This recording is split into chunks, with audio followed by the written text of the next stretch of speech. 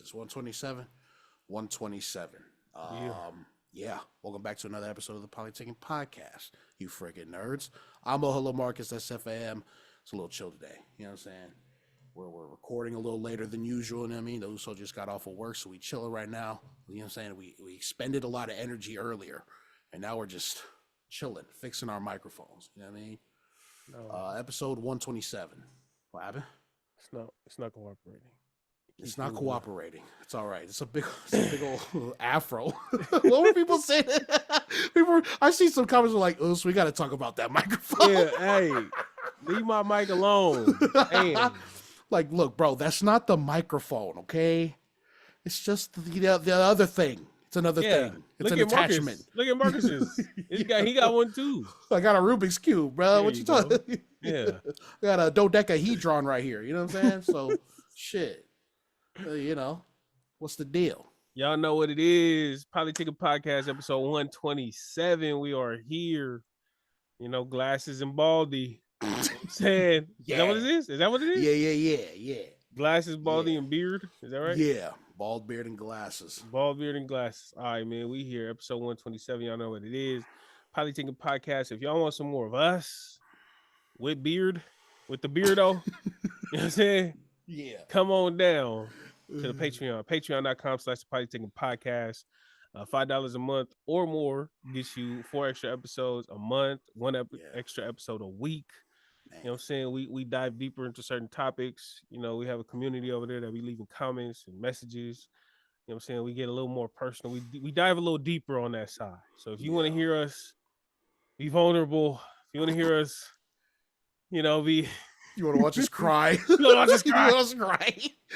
us cry? Ugly cry? Yeah. Come watch us cry. Yeah. Patreon.com/the Polytickin Podcast. Also, if you want some more of a Baldy and Beardo, go on down to the Pacifica movie starter kits. The last movie they broke down was Lilo and Stitch, the animated movie. You know what I'm saying? Did y'all record? Y'all recorded today? Tomorrow? No, we're gonna record tomorrow. We're dropping twice a month. Hey. That's our that's our format for the time being. You know what I'm saying? Because our dedication issues were pretty bad. Mine was, but now a little more focused. Now we got it. So, we don't have a movie this week. We just have some kind of topic, maybe some kind of theme that's related to any of the movies we've already talked about. I was thinking of talking about the museum that I went to last week. You know, go a little more in depth because that's pretty cool. You know, other than that, same old stuff, man. The train just keeps rolling. Okay. Yeah, you know. Sheesh. Making something out of nothing. Also, if you want some more of the beardo, going down to the Polynesian Podcast. Yeah. Polynesian Boys Force and Lance Falatongo, they don't break down.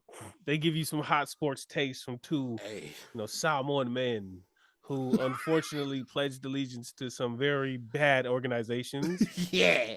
You know what I'm saying? But going down there and listen to them spread propaganda about the Chargers and the Raiders. Yeah. Let them tell you that this is their year. I love to hear it. Because you know Help them out. It's not. What?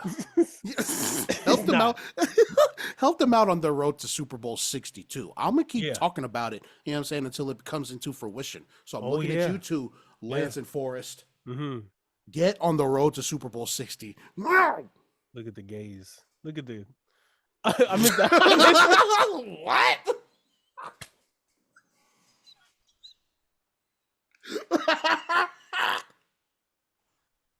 I just got lightheaded, bro. I meant this. Oh, man. I meant to stare. I meant to stare because you're like, that's what they all say. Yeah. I meant to stare. Marcus, look at the gaze. Look at him.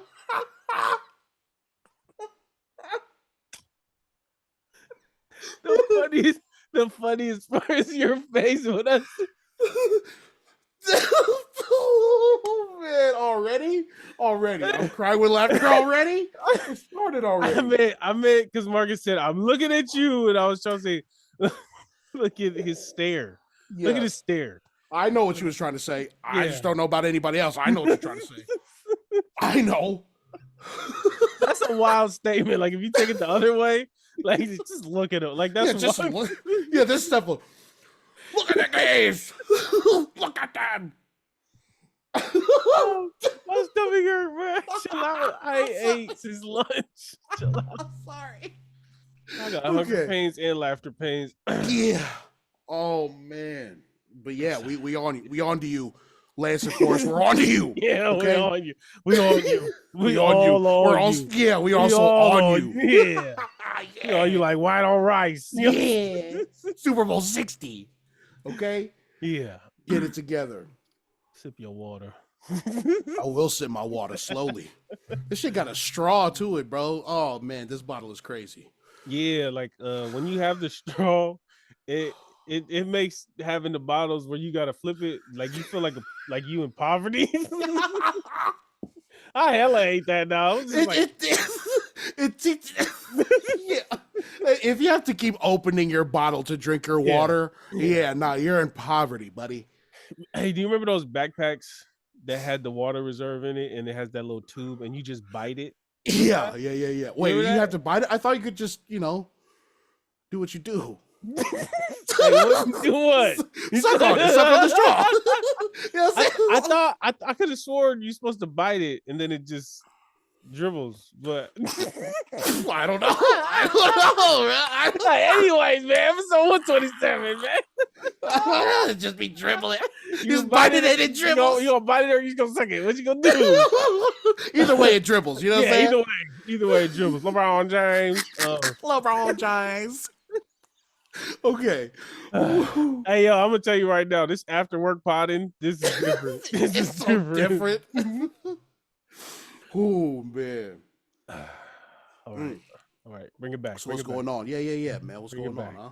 What's the deal? Yeah. So that's all our program reminders, and without further ado, let's get right into it. My brother, how you been?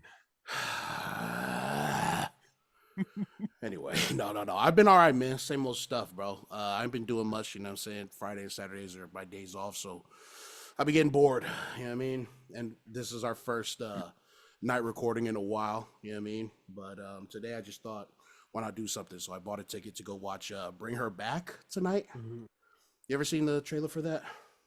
No. And you're not a big horror guy, so. I'm not a big horror.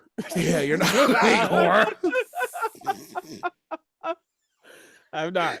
I am not. That is horror. That is very true. Horror. Not a big horror guy. Horror. Yeah. No, I'm not. But the kids wanted to watch The Visit because it's PG-13. Okay. So what the hell is that about? I don't know. It's got like grandparents trying to put a baby in an oven. I don't know. It's weird. It was. Oh. I volunteered to do the dish. I'm gonna go do the dishes. No, I don't like horror movies at all. Mm-hmm. Yeah. I don't know. It looks really good. Yeah. What's the premise? Do you know? Yeah, a bit. It's about these two foster kids, or like they're like step siblings, and then they're foster kids, and then they get adopted by somebody who's like trying to bring her dead daughter back through another orphan boy that she has kidnapped over there. Oh. So. Like a spiritual bring back, or like I'm gonna dress you up in my daughter's clothes and I'm gonna call you my daughter. The first one, those types of movies with the second one is a lot scarier because that's a lot more realistic. Bro, that shit happens in real life. Yeah, if I watch a scary movie, I just so happen to watch a scary movie and it's like borderline supernatural. Mm-hmm. Not even borderline. If it's really supernatural, like if it's really outrageous, it don't really scare me because it's like whatever, like Michael Myers, whatever. It's not too scary. It'll jump scare you. That's it. Mm-hmm. But like when it's something that you like Saw, right? Saw. When I first watched the first Saw, I watched it and I was like, that was creepy. Yeah, that was weird. Mm-hmm. And then I sat back and I told myself, what's stopping anyone from doing something like this? A whole lot of nothing. They just need the motivation and ingenuity, bro. And then I was pissed that they had this movie because I'm like, y'all are giving people that ain't all there ideas. Okay. Yeah. So then I was pissed because I was like, bro, this is, imagine a vigilante type person saying, oh, these two people are terrible. Let me put them in an impossible predicament and see if they choose life over their own self-comfort or whatever. And I'm just like, Whoo. Look, I'll just throw this out there. There are no shortage of terrible ideas for people with, you know what I'm saying, with limited mental capacities to act upon. Yeah. You know what I'm saying? That's cool. They can just go on Reddit for 1 hour and have 20,000 ideas. Do you? This is a great topic that we stumbled upon. Do you think do you think it's a bit morbid or it's a bit sick that we make movies, profit, and also enjoy as entertainment these types of things? Like not so much things like the Poltergeist or whatever, but I'm talking about like things like Saw, to where it's these scenarios where it could be real, it could happen in real life, and we just enjoy it as entertainment. Like, do you think that's weird? Or I think morbid curiosity is a real thing, you know what I'm saying? And I don't want to like talk down on people's own, because I have my own, you know what I'm saying? It's never expanded to the reaches, you know what I'm saying? Like, our depravity is it's not that bad. But we've talked about all the gore sites that we used to you know what I'm saying, go on when we was younger. yes. You know what I'm saying? And that's done definitely probably some irreparable damage to us. But I mean, we're pretty much well adjusted. We just can't speak for everybody else. And I think it as a thing to consume as entertainment isn't inherently bad. It's just how we act on it. You know what I mean? Yeah. How we go out and, oh, dude, I saw that old guy in Saw did in the middle of the fucking floor. I think I might do that. What a fucking, first, you're an idiot. Okay. You're an idiot. You know what I mean? I gotta ask. Okay. You think you feel that way? Because I feel similarly, right? I'm not disagreeing with you saying. It's like, it's entertainment. It's kind of, that's why it's staged and it's fake. We have actors because of it. But like, do you think, I just know people can consume this type of stuff so much, especially when they're younger, and not be able to draw that line between this and that. Yeah. And I feel like since horror movies are kind of like we've grown up with it being a thing, and it became a thing before we were here. Like, but do you think it becoming a thing is a bad thing? Like, it becoming the norm? I mean, if it wasn't gonna be this, it's probably gonna be something else, maybe even sicker. You know what I'm saying? I just think, you know, I think it's inevitable. You know, well, our imaginations run so crazy, and if you can put our imagination on the film, hey, do what you will. You know what I'm saying? And horror and in media has been around for centuries, bro. You know what I'm saying? You got it in book form, you got it in the early movies with Nosferatu. Like, it's just been around for literally centuries. You know, so I can't be too mad at it. Just, again, how we consume it and how we take it into our real lives. It's like, okay, that guy's not well adjusted. Maybe we are. You know what I mean? Yeah. If a guy goes into a freaking Bring Her Back and comes out like, dude, maybe I can bring back my dead son. It's like, dude, you need to keep an eye on that guy, bro. You know what I'm saying? Watch that dude. I guess that makes sense because, like, they said the same things about video games. They said the same. That was gonna be my biggest, bro. That was gonna be my biggest counter, because it's like, well, we can sit here and say these about movies, but then our video games, bro, like GTA's been around, been the center of controversy for years. So it's like, shit, you know. And you can say the same thing about murder docs too. Like, murder docs aren't even horror movies, and yet that's real life. I do feel like that stuff is, like, I get the movies and I get their actors. You go into a movie and you understand that this is a staged thing. Like, so, right. So even like the existence of movies, its existence, you already understand that this right here is a production. Right. Fine. But the murder docs and the murder casts and all of this, bro. The worst part of it is you got to think, whatever they're diving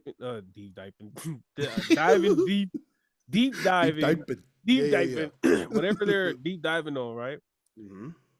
Those people's families are still around. You know, those people's families are like, not even if they don't have to listen to it, but other people in their lives probably have heard it, and now they have to see them in the face and be like, oh my God, that's the lady who told her daughter to not come home and then she died. Come on, like, bro. Something crazy like that. I don't like, I'm not into that, and I'm not knocking anybody who is into that. But I do think that that's a line that we never should have crossed, and we have, and we're here now. But that stuff is weird. That stuff is weird, honestly. Yeah, I mean, there's a whole industry behind it. You know what I'm saying? There's millions of dollars being pumped into true crime and stuff. You know what I'm saying? And it's that thing, right? If you can't suspend your disbelief when you're watching this movie, what do you do with all this real information besides, you know, store it in your brain and not dump it? You know what I'm saying? Like it just it's gonna last in there, and what's it gonna do to you? You know what I mean? I don't know. Because I was super into the crime docs too. And I tried to listen to it on podcasts, and just like from an entertainment standpoint, they're fucking boring. They're boring. You know what I mean? Like they're just I don't know, just as entertainment for me, just not my thing. You know, that's why I enjoy horror movies because again, I can suspend my disbelief. You know what I'm saying? And it's a fun watch.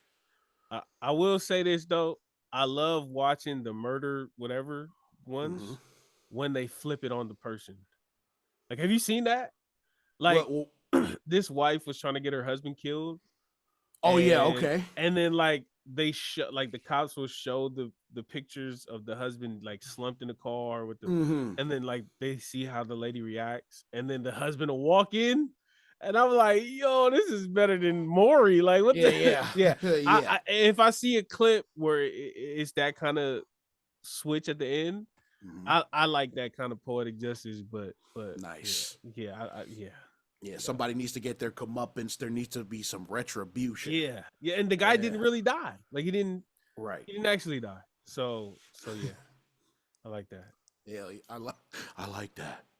So yeah, let us know how you like the movie. All right. Probably gonna be awake all night.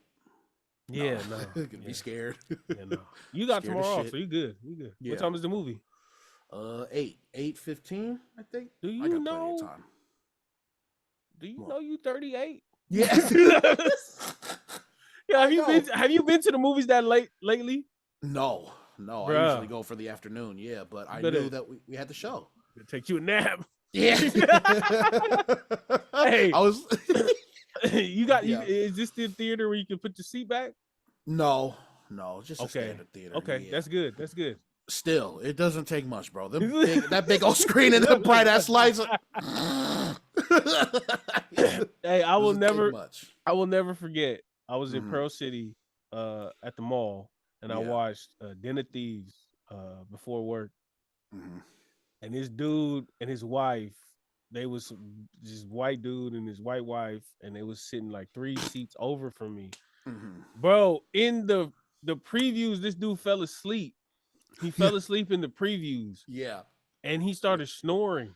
Yeah. And he was snoring hella loud. And then in the beginning of Den of Thieves, it's like a big old like car chase, shooting, blah, blah, blah, whatever. This dude was snoring through the whole thing. And I'm like, I know, bro, not finna snore. Because I'm thinking in my head, if he snored through the loud part, he finna snore through all the quiet stuff, right? Oh, bro, yeah. I take a look to my left, bro.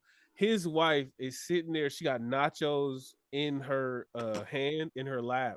Yeah. And he got a big old box, a big old thing of popcorn, and he's knocked out.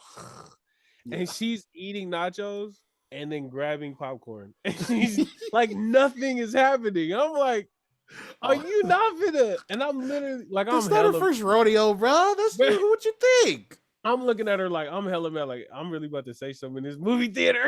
Like, for real. But yeah, I'll never forget that, bro. He woke up eventually, but I was like, I was pissed off by that time. I've suffered through this for 10 years. You guys gotta have 1 hour. Yeah, just 1.5, just an hour and a half with him. Okay, I've been with him for 10 years. Deal with it like me. Well, good luck with your movie tonight. You know what I'm saying? Thanks. Yeah. I hope. Yeah. All right. What's up with you, fool? Well, I guess we're gonna stay morbid. Okay. So some friends are heading out of town for a funeral, for the dad's funeral. And this was did I talk about this already? About funerals in the snow or like in the really cold parts?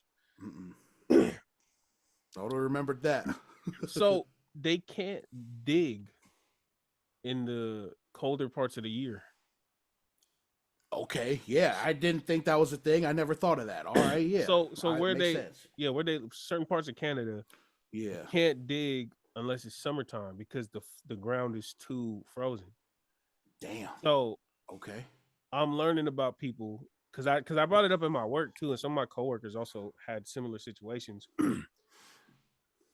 having to lose a parent Mm-hmm. and then going, because we live here and flying out and then having to do the ceremony and do the service and see everything, prep everything, and then leaving for 2 months until you have to Excuse me. come back to do the burial. Mm. Like I was, Dang. I, mm. bro, I was like, just thinking about it, all of that healing that you do within that 2 months, and Oh. then having to go back and face it again. Mm. Like my heart couldn't go out to them more, and and same as you, like I never even contemplated people having to go through this. And I was just blown away. Like I was just like, and I brought it up at work, and like a couple of my coworkers, like, oh yeah, I've heard of that before. In my family, I'm from here, I'm from there. So I literally was like, the other day, I was like trying to wrap my brain around how that would have worked for me, and I'm just Mm. like, that would have been the longest 2 months of my life to Yeah. know that in the summertime I'm gonna have to go back and face that. Mm. And that was just, I can't even equate it to anything that we've experienced. Like, can Yeah. you equate that to anything? I mean, the longest break between, announcement of death and burial, I think the longest we went through was about a month and a week. Yeah. You know what I'm saying? Mhm. Yeah, nothing too crazy. Like two months is a long time. Maybe a month and a half. I You know think what I'm it's saying? longer too. I think it was longer. Yeah, it makes sense. Yeah, it sounds like the whole quarter, three Yeah. and a half Yeah. months. Yeah, Three and a yeah, half. yeah. Yeah. That's a long time.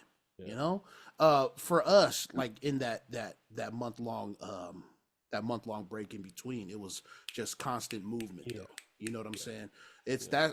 that's a huge difference. Maybe it doesn't make much of a difference because I'm not sure, but I would hope that like in that 3 month absence, where you're talking about the healing that you're doing in the process of healing from it. You know what I'm saying? I I mean, I tried my damnedest to not let going back to face it ruin my progress, even Yeah. though it's maybe it's inevitable, maybe Mhm. I can, uh, that is such a long time. Yeah. I think people though will find a way to come back to it and face it. Maybe it gives you an advantage, you know? Maybe. Maybe. Maybe it gives you an advantage with more time to think back and heal and process what's going on so you can come back and bury your loved one. You know what I'm Mhm. saying? But man, that wait has gotta be fucking excruciating, man. Yeah. You know what I mean? Either I, way, whether you get through it or not. yeah. Just learning about the process. Hmm. Like I remember when even writing it down into the notes. Like I was just like, I don't even, I don't know how I would have dealt with that kind of thing. Yeah, yeah, we never had it because of weather. That's for Yeah. sure. You know what I'm saying? Like I never thought of the weather having to affect when we bury our loved one, but yeah, no, it makes Yeah. total sense. God Yeah. damn. I Get a fucking ice pick or whatever. Like you try to carve out a block. Like, nah, and bro. even what you said though, that's so true. Like we do have a long time between when things happen and when the burial stuff happens. Mm-hmm. But within that time, it's work. Yeah. It's not just sitting around, it's work. Mm-hmm. Whereas this is where you go out there, you do the work, you have that ceremony, and then you come back home to try to go back to regular everyday life. Mm-hmm. And 3 months down the road, you have to go right back into that mode. And I Yeah. like, I don't know, man. Like, I just find myself, after everything happened with my pops, I find myself being so more empathetic towards other people who've either lost a parent or things like that. Definitely. Yeah. And like, like it's like I'm one of my coworkers, he's young too. He's young, but his pops passed last year. We had Mm. a good little talk in the hallway. And it was like it wasn't anything too deep of a talk, Mm. but talking to someone that can look at me and be like, I know where you at. You know what I'm saying? Yeah. Like that that alone takes that conversation up a notch because it's like where you in this conversation and you don't have to hold back because usually sometimes when you talk like when I'm talking about this type of stuff with other people, you kind of hold back because you don't feel like you want to explain everything. Mm-hmm. You don't go like you're like, oh, I'm not gonna go there because then I have to go here and go there.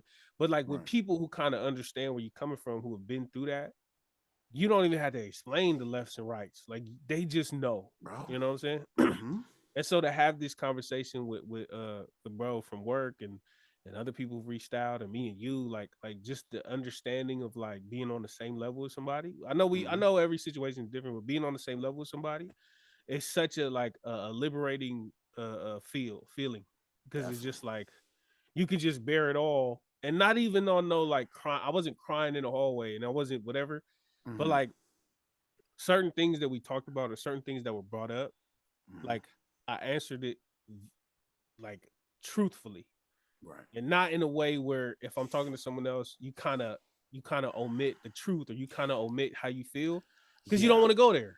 But Yeah. with people who have been there, Mm-hmm. it's just like you can just talk, and I appreciated that conversation and that Man. freedom to just connect. You know what I'm saying? Dude, oh man, I understand you to a T, bro.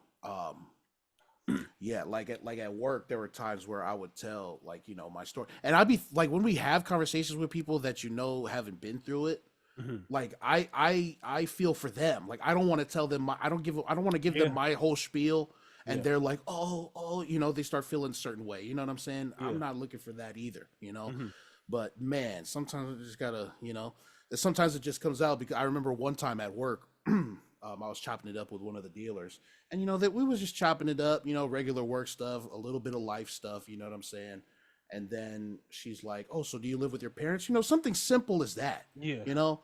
It's just like, "Oh, so what's up? Do you live with your parents?" Like, "Oh no, I live with my family. I live with such and such." And then, she's just like, "So where are your parents at now?" And then boom, it's just like, "Oh well, da da da da da da da da da." Tell her what happened, and then the dealer ended up crying on the table for me. And I was like, I'm sorry. I didn't want to tell you that. I didn't, I'm Yeah, sorry. I yeah. don't want you to feel like that. You know what I'm saying? So, yeah, bro, it definitely feels good in a crazy morbid way to Yeah. recognize that kind of pain of losing a parent. You know what I'm Mm-hmm. saying? Like, it just, I don't know. Yeah, you're right. It makes the conversations that much easier, bro. Like, Yeah. you can just talk, like, you can just talk to them.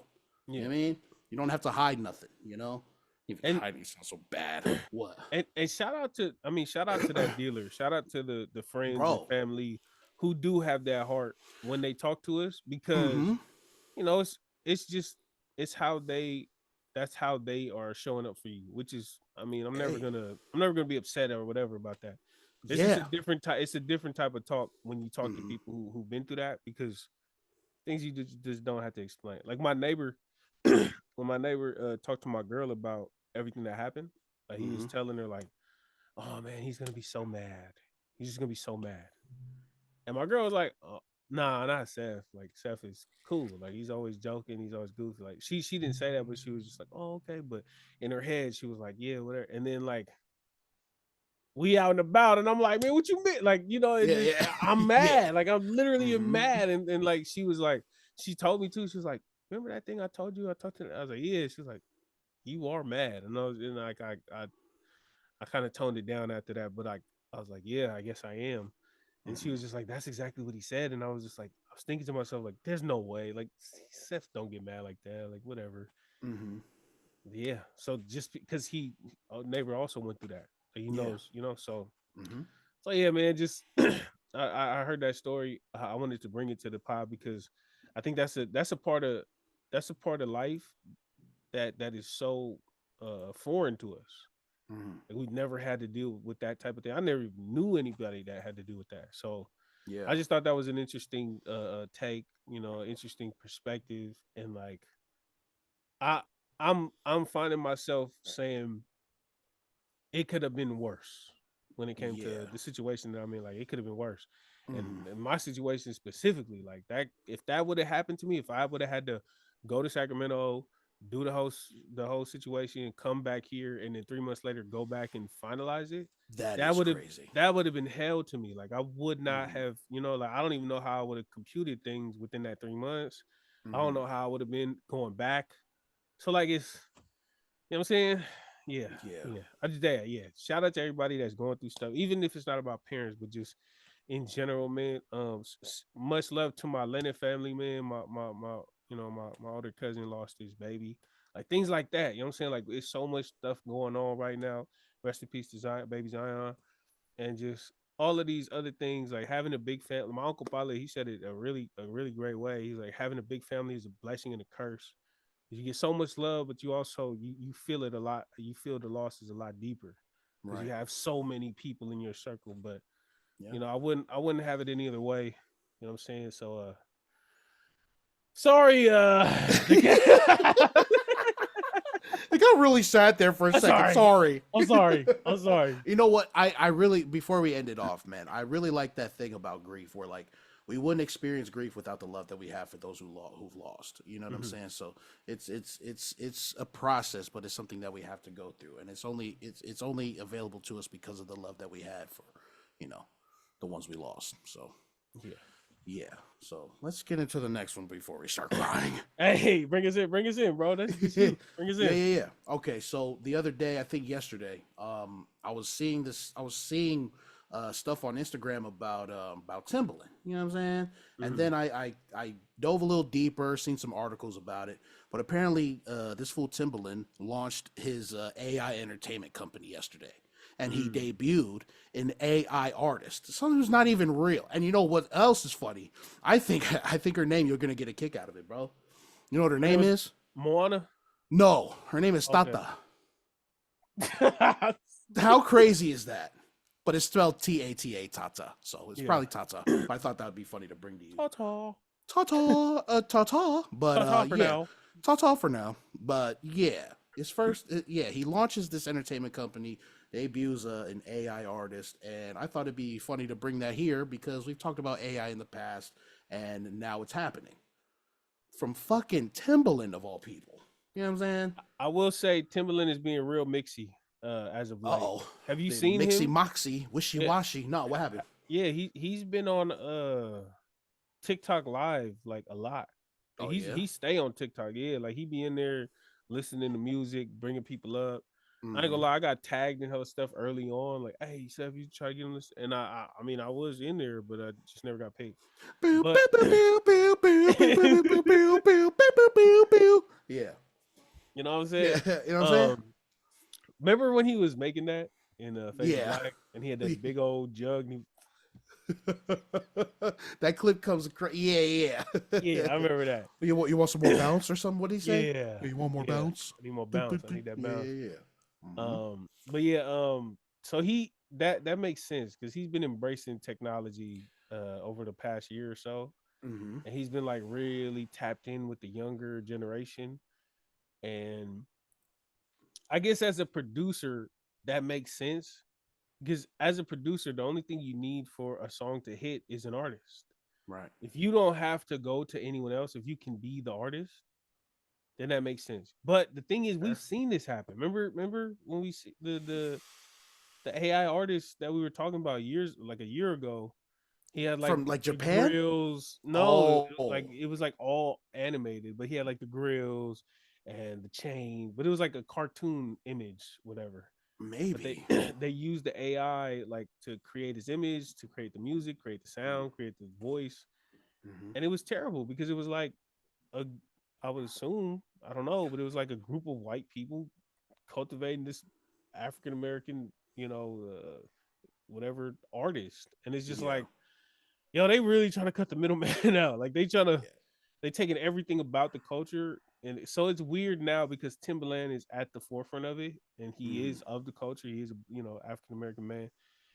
It just, I don't know, man. Like, I feel like it sets a dangerous precedent. Like, it's literally like going from a backyard barbecue type thing to just McDonald's and just Right. like just making it into a production line instead of actual Oh, art. bro. No, Yeah. I don't like it. I don't like it. Bro, I don't like it either. If the powers that be see that this is successful, oh, it's on, bro. It's on. They're gonna do exactly what we feared when we was talking about it last year. You know what I'm saying? So, yeah, I mean, you're right. It sets a dangerous precedent. Um, it's just crazy. I guess in his defense, though, I'll say this: what I was reading in the article, it said that he'll produce the music. You know what I'm saying? He's the producer, all of that. It's just got an artist performing it. That doesn't make it any better. I'm just saying, there's still human involvement, right? But that doesn't make me feel better. I don't. And I don't also care. and also though, see, the thing is, right? And when you're a human, when you're a person, Uh-huh. you can say, yeah, I pull my inspirations from a lot of different places. Mm. I like Nas, I like Nipsey, I like Jay-Z, I like Joe Budden, I like all that. And and you kind of cultivate that, and you don't really take it from one specific source. And you Mm-hmm. don't even like you I can rap in a Nas flow, but I it doesn't exclusively, like, people can't exclusively trace this song is from this Nas song that was inspired by Nas to Seth. So Okay. you can't make that distinct, you can't distinguish that, right? In AI, there is a specific code Mm. that is written into these programs that are That saying links it directly this to. is so, Mm. like, are y'all gonna pay royalties to every artist that AI is grabbing from? Mm. Because it's not like a human aspect to where I know to take a little bit, like, the tone from here, and Mm-hmm. the wordplay from here, and the breath control from here, and the stylistic, the schemes, the multi, the syllable rhyming from here, and Mm-hmm. the swag, like, not even, like, the swag, like the dragging out my words from me, like, human element of everything. We come, it becomes a culmination, and it becomes our own. It turns into our Mm-hmm. own, as opposed to AI. We're like, Nas, one mic, Biggie, it's all They in can the pick and code. choose. Yeah, they can pick and choose which influences to put into the code, and now Yeah, like you have a direct link to those artists. So, do they deserve compensation for that? they should, they But do. yeah, Yes. yeah, and okay. and and so that part, like, imagine if you're Jay-Z, Mm-hmm. and this AI artist takes off and makes $10 billion, whatever. Mm-hmm. And you're just like, wait, but this sounds like my flow. Mm. Like, you see it, like, something like that. As Jay-Z, or people who are part of Jay-Z's camp, who manage his likeness, and all of that, I would then sue that company and say, I feel like Jay-Z is in the code. I want to be a part of that $100 billion, whatever. Okay. And Okay. I feel like that's dangerous. You know what I'm saying? Yeah, I'll play devil's advocate though. I'll say, are those things, those little intricate details about people's flow and how they rap and all this style and stuff, is it worthy for compensation? You know what I'm saying? Like, is it worthy of it? You know, because it's all of that. I guess you can make the argument that yeah, it is because it's all composed or yeah, compiled into one thing, which becomes Jay Z style. Yeah. But like, I mean, if they come up with something that doesn't bite off of that, then what? You know? So I would, Which is, but it's like nearly impossible. They're gonna build an AI thing from scratch. Like I'm sure yeah. this artist that he's debuting right now, it takes from because it's I think it's K-pop. He's Mhm. calling it A-pop, AI pop music. You know what I'm saying? Yeah, Yes, yeah. yeah. So you K-pop see the just artist. rips off black culture. Let's be real. Come on, oh, hey, Yeah. dive into that. I'm just saying that the artist that's that he's debuting, it already looks like she takes elements from different K-pop artists. You know Hmm. what I'm saying? Yeah. So, I mean, are any of those things, those little details in a song, because those I'll make the argument that those don't matter in the overall song. You know what I'm Yeah. saying? If you're talking about vocals, timbre, how you rap, flow, whatever. You know what Hmm. I'm saying? Those little things, right? I don't, do that. Does that is that worthy of compensation? And I'll agree with you that it is. Yeah, for sure. Yeah. Hell yeah, it's all Um, part of the package, bro. What the fuck you talking about? for anybody who questions that, or for anybody who isn't playing devil's advocate but actually is on that side of the argument, whether you feel that way or not, that's not something I'm gonna debate you on. Like, I'm not gonna be Right. like, no, you feel wrong, you should feel this way. I'm not gonna Yeah. say that. I would just implore anybody who feels on the opposite side of where me and Marcus is at to look up the lawsuit from, I think it was Marvin Gaye's family, or Marvin Gaye's estate, when they sued Pharrell and them. Hmm. Pharrell and Robin Thicke Hmm. for blurred lines, Yep. because it wasn't about a chord, like, it wasn't about a chord progression, it wasn't about the drum kicks or anything specific. Hmm. They sued them off of having the same rhythm. Mm. That was what the issue was. They said this is the same rhythm, this is the same vibe, basically, and they won the lawsuit. because they were able to say, no, this it's not the exact keys, it's not the exact chord progression, it's not the exact instruments or words or tone, but it's the same rhythm. And so for that to stand in court and to get them a lawsuit, like to win them a lawsuit, yeah, if that could win a lawsuit, for sure, an AI who has it in its code study the hip hop legends and create a template or create a song using these different influences. I'm gonna be the one to say who are the hip hop legends that your AI is pulling from, pay them people out. That's and because it's just that's it. That's just what it is. So now I get what Timbaland's trying to do. I understand from his perspective, like as a producer, the only thing you really don't have is an artist. And to get an artist that you work well with is one thing. To get an artist that is dedicated to the craft is another thing. To get an artist that is not lazy, to get an artist who once they start to acquire fame and fortune, to have them still be dedicated and hungry, Right. like to have all those things plus more is impossible to find. It's nearly impossible. That's why you don't see long-standing acts in music anymore, because people run out of inspiration, people run out of motivation, people get what they were looking for and they hit that wall because they just have nowhere else to pull from. Right. So if you as a producer, if you could bypass all that and just be your own artist too, why not? But this is the why not. Yeah, right. You know? Exactly. Let's just bypass all human emotion and just make this thing. Yeah, let's just go and put her up. She's not even a real thing. She's not even her, dude. She's not even real. We could just take out all the elements that make us human beings and just put her up front and center, and we're gonna make millions of dollars. Yeah, you know what I'm saying? I mean, I feel like Timbaland as a legend, Yeah. He, and as somebody who's been through a lot in the industry, who's seen so many different eras in the industry, I feel like he should know. Yeah, like he should know. He out of everybody should understand how detrimental this could be to hip hop, to music in general, to the landscape, of musicality. Like, no, this is stupid. He's not getting love, bro. The people are not singing his praises for this. You know what I'm saying? As he should. Good. Like it's crazy. Yeah. No, it's a crazy thing, because this is exactly what we was talking about. Almost exactly what we was talking about. Because again, man, once the powers that be see that he's successful with it.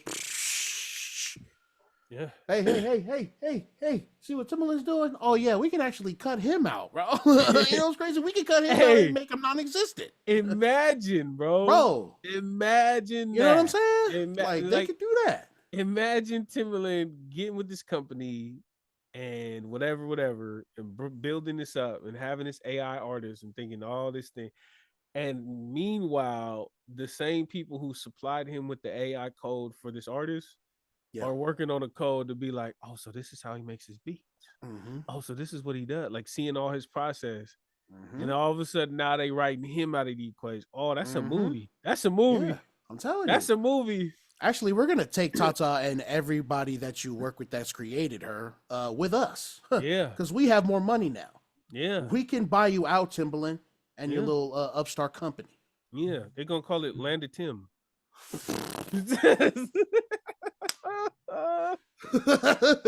Bison Timio, man. Yeah. Fucking stupid. Oh man. Yeah. No. Rest in peace to Robin Williams. What? Oh yeah. Rest in peace. Rest in peace. And also, since we're on music, we never talk about music, but we should start having a music segment, because I love music. Lance has been pushing it for years, man. Hey, bro. Well, not like. Yes. Not like. Not that. Lil Wayne dropped the album. That mug was terrible. I didn't listen to it, but I've seen a whole lot. That mug is terrible, I've seen yo. a whole lot of hate for it. Yeah. Holy, y'all. Like, was it I forget how it went. Was it like lean or L? Whatever. That terrible. The first whatever, I liked it. It was dope. He was rapping, getting off. I was with it. I'm walking to work, checking it out, and then the second song and the third song, and then he has a song with Jelly Roll. God, that sounds terrible. He has a song with Elton John. Oh And God. I'm like, please somebody get the drugs away from Lil Wayne, because he has this cachet, this cultural cachet, to where he can call in a favor from Jelly Roll, he can call in a favor from Elton John, he can call in a favor from all these different artists and get them on a song. But whoever EP that song, that album, whoever executive produced that album, y'all dropped the ball. Like, for you to have a legend like Lil Wayne, and then all these other legends jump on, for y'all not to execute like that. And I'll be honest, having a song with Lil Wayne and Elton John, it may just Elton John, it may just my bad.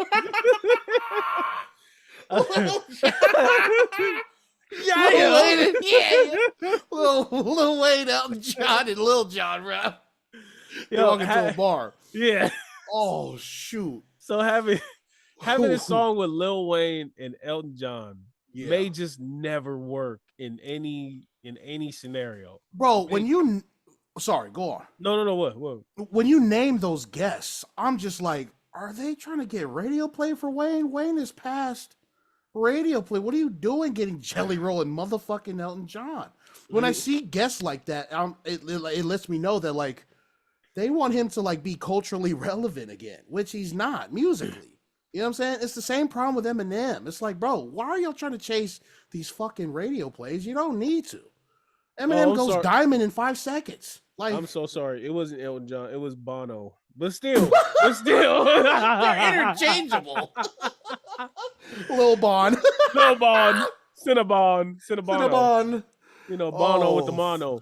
You know what I'm saying?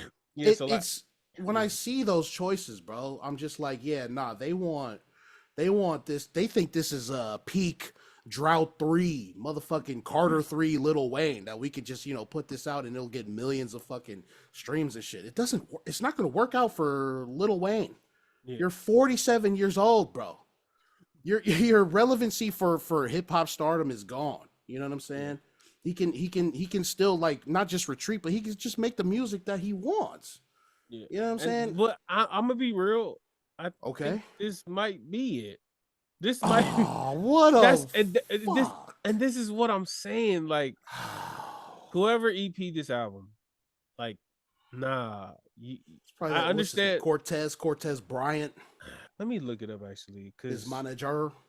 This is who EP'd Lil Wayne Carter 6. Fuck, man. Well, that sucks, dude. Don't tarnish your legacy like this, dude.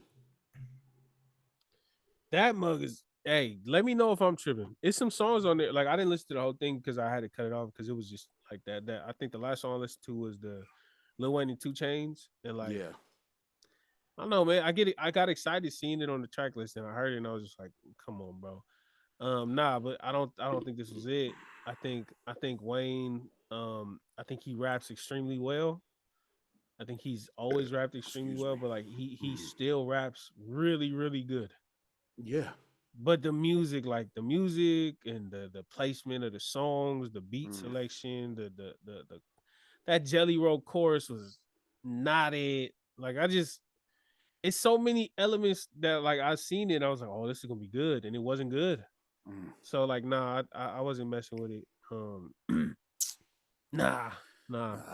This is a bad look for him, man, especially with the Kendrick stuff. I was seeing a couple tweets about that. It's like, bro, you whiffed on congratulating Kendrick, and now you dropped this fucking shit album. You know what I'm saying? I seen another tweet that said, this is what Andre 3000 wanted to avoid doing. Hey. And I was like, well, hey. Yeah, looks like on the head, bro, because that's exactly what Andre 3000 has been saying. Like, bro, I don't feel like I got it right now. I don't feel like got it anymore. That's what he was saying. I remember reading that. What? Yeah, but that's the thing though. Wayne is rapping on this album. Like, he's rapping. The issue is, I feel like everything else. No, I feel like it's just like it's the same thing with Eminem, where the skill is still there, but like their life and our life are so far apart. Right. That there's nothing that they can talk about that's relatable outside of, oh, that's a tough bar. That's a dope punchline. like nothing that Wayne was talking about, in my opinion, from what I heard on my way to work and walking to lunch and all that, nothing had me thinking, "Ooh, like that's deep." Nothing Right. had me like that. And Mm-hmm. so I think that's, that's where success becomes your downfall, because now you so successful and you so detached from reality and everyday life Mm-hmm. that you finna not understand what's really resonating with the people. Or maybe I'm just off. Maybe I'm off, but that's how I feel. Well, I mean, you got Jay-Z who dropped 444, right? I Yeah, mean, this Jay-Z at the like late era Jay-Z, and he drops that to a lot of acclaim. You know what I'm yeah. saying? Dude was doing, So there are ways to still relate to the people. I mean, well, he wasn't even being that relatable. You know what I'm saying? But there's a way No, to no, he talk. 444. He Super, was for sure. very. You know what I'm Like saying? like he There's ways aged. to do it. He aged in that album. He Mm-hmm. you don't get the Pusha T type of thing where you're like, this dude talking about drugs his whole life. He still Right. had that sprinkled in, but like 444 was a mature album where Mm-hmm. he had a whole different perspective, and that's what you want to see out of artists. You want to see growth. Right. I mean, sometimes, like I will admit, sometimes there are certain artists that you go to for a certain feel, Mm-hmm. and you understand that, like, this is what I want to get. This is what I'm getting, so I'm gonna go here to get it. And when they evolve, that pisses you off. Like a Right. Gucci Mane, I can't see Gucci Mane evolving because Okay. he is so him, right? Mm-hmm. And like Pusha T, I can't see him evolving because he's been that guy. Mm-hmm. But like there are certain artists like Jay-Z, like Nas, like these different, like J. Cole, Kendrick Lamar, that Mm-hmm. just have this different standing with the culture and with the people that listen, with their audience, that you Mm-hmm. expect something different every time. Kid Cudi, like you expect a different version of themselves, a more adult, or more mature, or even just a more lived person. Maybe Mm-hmm. even a lateral change, but still Mm-hmm. you expect something different. Big Sean is the same way for me. Like, it's just Mm. certain artists who I don't expect the same thing over and over again. Wow, Big Sean is a crazy pull. Why? I didn't expect that from you. No, no, no. I fall in the line of like, because I've seen so many people talk shit about Big Sean, but I'm like, dude, I thought this dude could rap. I don't know. I think He can.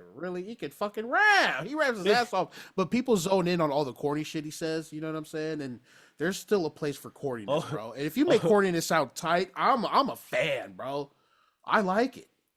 what did he say? Hey, I'm gonna give you some time. I'll give you some silence. Go ahead. No, no, no. I can't remember it. Oh, lordy, lordy, lordy. Uh-huh. Hold on. I gotta find it because it's the worst bar. Uh, and Two I Chainz still said what two what? chains say? He said, "Today I worked out all my triceps, bought a room just to shoot dice in." Like what? Colorful ass shit, bro. I love that shit, dog. If you can say some crazy off the wall shit like that with confidence, it's over, bro. I think you're the greatest rapper alive. Hey, that's that's You know what I'm that's saying? two chains superpower though. Yeah. Like he says, and even the way he says it, it's so Come on, bro. conversational. Like Come he on. he don't sound like he's rapping. He sounds like he's talking on the phone, doing 90 on the freeway. All Just I like, want for my birthday is a big booty hoe. Click. hey, wait. Big Sean said, oh my Allah, Lordy, Lordy, Lordy. I took your chick, now you want beef, and I'm just chuckling like I'm Porky. Yo, that is the worst bar in hip hop. I It's won't fucking lie. terrible. That's the Yeah, it's worst bar in fucking hip hop. I terrible. won't lie. But Yeah. despite that, Big Sean is still one of them ones, and you can hear in his music, you hear the progression.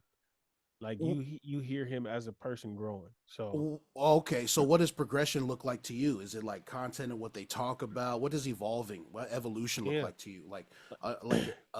You said 444 is more lived in, more mature. I'm thinking in my head, it's like, well, so now it's a more lived in experience for Jay Z, and now he can relay what he's done to us very poetically. You know what I'm mhm, saying? yeah. Yeah. Okay. So what are your ideas of like evolution for artists, for rappers? You know what I'm saying? I mean, we can go We to can J. go on all Cole. day, I guess. Yeah, Yeah. we can go to J. Cole where Mm-hmm. his first mixtapes from the warm up to come up, all of that was really focused around trying to make it. It was Mm-hmm. focused around, being unheard being Oh, okay. underrated, being, you know, just like a diamond in the rough, you know, and really honing in on this idea of the underdog story, of having just $1 in a dream, you know, just you know, and also having this chip on your shoulder from being in a place where a lot of people overlook, where you Yeah. like, you know, he's spoken it so many times where I had to leave, you know, North Carolina to go to New York just to make a name because I wasn't gonna pop out there. And then getting I to New passed my York, demo tape to Jay-Z before he knew who I was. you know, and like you see that, and then now you see him, and he went from being this person who was knocking on the door to being the person who built the house. Right. And now he's like literally just, his album is about to fall off. Like that's what his album is about, you know, being at the top and losing it all, or you know, I don't know how they're going to interpret it, but I'm just saying that's progression. It's not like you can't listen to his first album and think it came out last week. Like you gonna be like, what the hell? Why is J. Cole talking about this? He didn't done this. Like he manifested everything. Same thing with like Kanye West, where, and that's that, I think that's a regression, but it's a change. And Kanye West not a good example because that is a regression in my opinion. Kendrick is. If you can pinpoint different eras through releases and stuff and see where like you can hear and see his personal life in this music, you know what I'm saying, and where he's at like currently, that's definitely signs of evolution and progress. And even let's not even talk about like content wise, right? The music, you know what I'm saying, the sounds of everything put together in the best places, you know what I'm saying. Like if the sound of the music can emphasize evolution, you know what I'm saying. So I'll make this argument with Gucci, right? You say that Gucci may not evolve, you know what I'm saying, but if musically he was to come out with something that just sounds amazing while still talking about the same old trap shit Gucci, I'd be like, this is kind of a maturation thing from Gucci, dude, from the Gucci man. I'm not saying he can't evolve. What I'm saying is, if Gucci came out with Lemonade in different renditions of it, or not different renditions of the exact Lemonade, but like songs in that type of form, if he came out with that every year for the next 20 years, I would never be mad. Because it's like, this is what I come to Gucci for. Right. I come to him for this. Like, this is what I come to 2 Chainz for. I come to them. I click on their artist name, and I'm gonna listen to this. I'm gonna listen to this new album, expecting this because this is what I want from them. And so I don't like, I understand how bad that could sound to where it's like I don't expect much, but that's not what it is. Like, it's not that I don't expect them to not evolve. It's that I expect them to give me this fire that they known to give. Right. You know what I'm saying? And it's not even a South thing, because like T.I. is different. I looked at, you know, I'm looking at T.I. for different things. He's giving us different views and stuff like that. Yeah. But like Jeezy. I'm not gonna listen to a Jeezy album that's gospel or something. Like, I'm going to that for, you know, Thug Motivation 101 again. Hey, unrelated, I just love the fact that Soul Survivor's picking up steam again. Everybody's using it for that fucking trend. Yeah, they're doing the Holy Air Ball. Or maybe I'm behind. Maybe I'm behind by like 5 months or something. No, you're right. You're right. I'm glad that that's making a resurgence, because goddamn, 4 tours pull up, everybody run. White boys jump out, chasing with that gun. 4 tours leave, everybody came back. Hey, hope them boys didn't find my sack. Hey, Like it's Jeezy, Jeezy, we need that dope music. We need that. We need that. Ruben Studdard. We need that. Jeezy and Ruben Studdard, come back, bro. We need you. This is my sorry for 2004. Hey.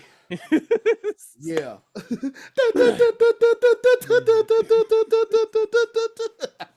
Shout out to Ruben Studdard. Shout out to Clay Aiken. Shout out to the family who was on the news when the first American Idol came out, and they were pissed off because the number to vote was 1 number off of their house, and they were getting 1 million. They were like, we didn't understand why people kept calling on Tuesday nights. We didn't understand. That's fucked up. That is so fucked up, bro. Damn. Like imagine you just sitting at home and you getting the call back to back to back to back to back. Bro, I'm unplugging the shit out of it. I just want to vote for Tamira Gray. I just Ruben Studdard. Can you put me down for Ruben Studdard? Hey, Justin Guarini, please. Like, Justin Guarini. Oh shoot! Hey, shout out to Tamira Gray. Hey, if y'all remember, for anybody that's old like me, y'all remember the first season of American Idol. I think took the nation by storm. Yeah. I'm saying, did it, bro? Yeah. Was you voting? Nah. I was so behind on technology back then. Yeah, it was a phone. It was a house phone. I know. I never did it. No. I want to say my mom used to be like, "Did you vote tonight?" And I'll be like, "Yes, mom, I voted." Did you vote? I want Ruben to win. No, the first season, I was so convinced Tamira Gray was finna win. I was so convinced. She, in my opinion, she was head and shoulders above the rest of the competition. Like Kelly Clarkson was cool, Justin was cool, Ryan Starr was cool, but like Tamira Gray had that it factor, and then she slipped the 1 week and they got her out of there.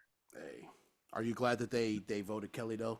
Imagine a world where Justin won the first American Idol. Nah, I don't want to do that. Yeah. We already had Justin Timberlake. Yeah. We had a white Justins already. We had a white Justin that was acting black with fuzzy hair already. It was Justin Timberlake. Yeah. We couldn't have two of them. Yeah. Nah. Justin Guarini, shout out to you though, bro. You was cool. Remember Kelly and Justin at the beach or something like that? I was just thinking about that. Yeah, they had a freaking movie together. My sister at the VHS. Yes.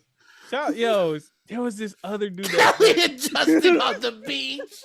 Is that what it's called? I don't know. I don't know. Something like that. Yeah, look it up, bro. I think it's just called Justin and Kelly. No, Justin and Kelly on the beach. It's not called On the Beach. What's it called? Is it just Justin and Kelly? From Justin to Kelly. From Justin to Kelly. From set in Miami during spring break. That's why I thought that was at the beach, because it was spring break. No, that makes sense, bro. That's a long old title, though. Hey, I'm pitching a movie. Justin and Kelly go to a beach. Come on. Hey, did you ever get into American Idol? Nah, I wasn't into it like that. Damn. What about like any of the singing shows? X Factor, American Got Talent? Nah. I would always watch 40 your whole life. I'm sorry. I just used to watch compilations on YouTube of the bad singers, but other than that, I never really interacted with that. I never called nobody. You know what I'm saying? I was just watching cartoons and playing with my action figures. I wasn't doing much, bro. I wasn't watching those singing contests no more, though. Okay. Or any, you know what I mean? Well, shout out to Tamira Gray. I think you should have won. And also shout out to Jacob Lusk. I think you should have won too. Jacob Lusk. Bro, I'm gonna play this for you after we done here. Okay. He was a gospel singer. He had this weird voice where it kind of sounded like Stitch a little bit. Oh god. It was like a I don't know, but he was tight. Hey, Jacob Lusk, shout out to Jacob Lusk, bro. That's how he sounds. Praise to God. When the drone in that scene started throwing up nuts and bolts, I was dying, bro. In the live action movie, he's like after Stitch cussed. That was funny. Okay, Did you erase everything out your memory? No. I'm trying to remember what part. Like, okay, at the beginning. Yeah. I gotta watch it again. We didn't expect to go there, but we did go there with music. I think we should talk more about mainstream music. I don't want to get into community music in our community because I don't want to go there. Yeah.